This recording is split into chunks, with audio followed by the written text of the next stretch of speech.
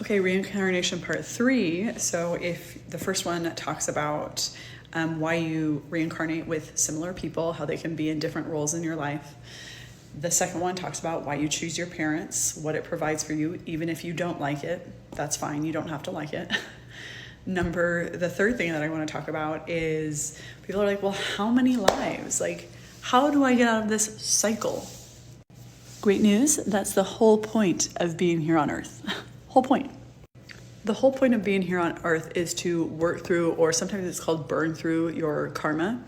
If in one life you were somebody who was very, very greedy, you had a lot of money, maybe you abused power, things like that. In the next life, you may choose to come more as a pauper, somebody who struggles a little bit more with money so that you can learn both sides and be empathetic.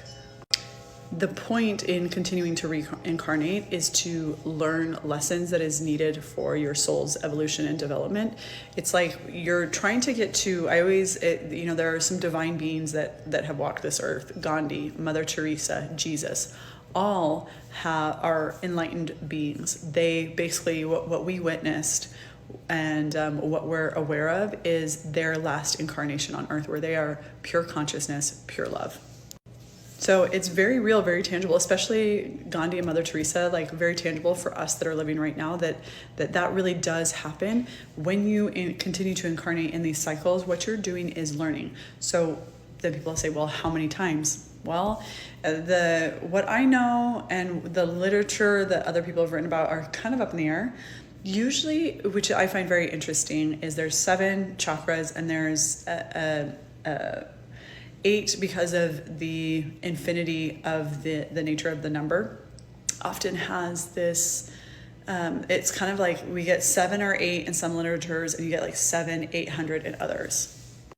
When I think about this life, I don't think it's 7 or 8. I think it's closer to like 700 to 800. Especially when you start to feel people's energy. There are some things that I can't explain to you. I'm like, this feels ancient. This feels old. This is not from this life. So take with it what you will. If you want to figure out like the number, if you want to try and figure out the number you're on. And just because you have wealth or just because you may be healthy or something like that does not mean that you are higher up. What's funny is that hierarchy of like, how do you gauge which is doing better? How do I know when I'm almost out of this cycle? A good way to know is if you are a lot more equanimous, a lot less reactive. You have a tendency to come back to a state of love and oneness more often than not. If you are easily triggered, reactive, or emotional, you probably have a few more lives to go.